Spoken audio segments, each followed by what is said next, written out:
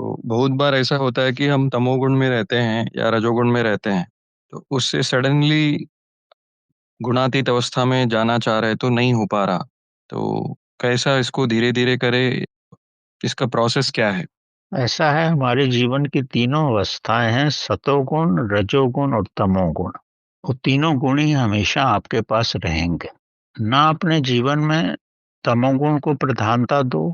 तमोगुण को प्रधानता देने का मतलब ये है कि यही नहीं कि आप खाते रहो और सोते रहो तो तमोगुण ही बढ़ जाएगा। रजोगुण का मतलब है कि 24 घंटे आप काम ही करते रहोगे तो रजोगुण बढ़े। और सतोगुण, अगर भगवान की तरफ ही लगे रहोगे तो नाम मात्र ही भगवान की तरफ लगे रहोगे, मन तो आपका इधर उधर भटकता ही रहेगा। कहने का मतलब है गुण तो तीनों ही होंगे, और तीनों गुणों को इस तरह बैलेंस करके रखो। समय अपना परमात्मा को भी दो और गहराई से दो। इस सांसारिक जीवन में रजोगुण भी करो, क्योंकि जीवन के लिए वो भी जरूरी है। तमोगुण भी जरूरत है कि तमोगुण आपको शांति देता है। तमोगुण मतलब अंधकार। अंधकार में ही तो शांति है, तभी तो आप रात को सो पाते हो। तो तीनों गुणों को जैसे ही आप बैलेंस करोगे, तीनों को एक साथ रखोगे, तो एक लय में आ जाएंगे तीनों। जब तीनों एक लय में आ जाएंगे तो वो उसकी शून्य अवस्था है। और जैसे जैसे शून्य अवस्था में बैलेंस करके आप रहोगे तो आप तीनों से ऊपर उठ जाओगे, गुणातीत हो जाओ। गुणों से इन तीनों का आप पे असर नहीं होगा। होंगे तो तीनों गुण ही, लेकिन किसी की प्रधानता ना होने की वजह से आप गुणों से ऊपर उठ जाओगे। और ऊपर उठोगे जैसे ही तो चेतना की अवस्था आएगी। तो किसी से अलग नहीं होना, तीनों को बैलेंस करना। जी, कभी कभी समय बहुत लगता है तो मन में चंचलता बढ़ जाती है। ऐसा है, समय कितना लगेगा इसका तो कोई गारंटेड नहीं। ये हर व्यक्ति की अपने उद्धान पे असर डिपेंड करता है। आप किस स्थिति में उस पे डिपेंड करता है। अगर इस अनंत यात्रा में जाना है तो समय तो आप भूल ही जाओ। जब तक आप टाइम लेसनेस की स्टेट में नहीं होगे। परमात्मा तो अकाल है, समय से ऊपर है।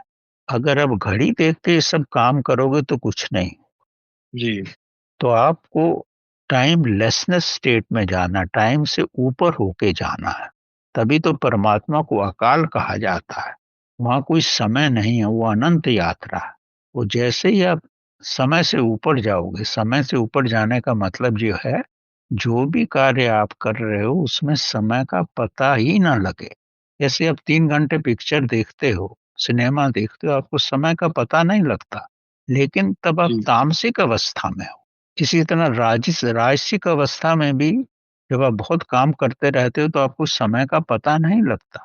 लेकिन प्रभु के साथ जब आप एक होकर के, अगर आपको समय का पता ना लगे, ध्यान रखो मेरे शब्दों का, प्रभु के साथ एक होकर के समय का पता ना लगे, तो आप प्रभु में लीन हो गए हैं। और यही अवस्था आपको चेतना से महाचेतना की अवस्था में ले जाएगी। समय के ऊपर तो आप संसार की बहुत सारे एक्शंस में समय से ऊपर ही होते हैं। आप काम में लगे हो तो आपको समय का नहीं पता लगता, तो आपको काम करना अच्छा लगता है। इसी तरह कुछ भी आप कोई सीरियल देख रहे हैं तो भी आपको समय का पता नहीं लगता, तो भी अब समय से ऊपर है। लेकिन परमात्मा के साथ जैसे ही बैठते हो तो आपको विचार घेरने लगते हैं, आपकी वासनाएं घेरने लगती हैं, आपके पुराने संस्कार सामने आ जाते हैं, तो आपको एक एक मिनट गुजारना मुश्किल हो जाता है। जब इस अवस्था में अगर आपको समय का पता न लगे, आधा घंटा गुजरे या 1 घंटा गुजरे, आपको समय का पता न लगे, तो आप समझो आप परमात्मा के साथ हो।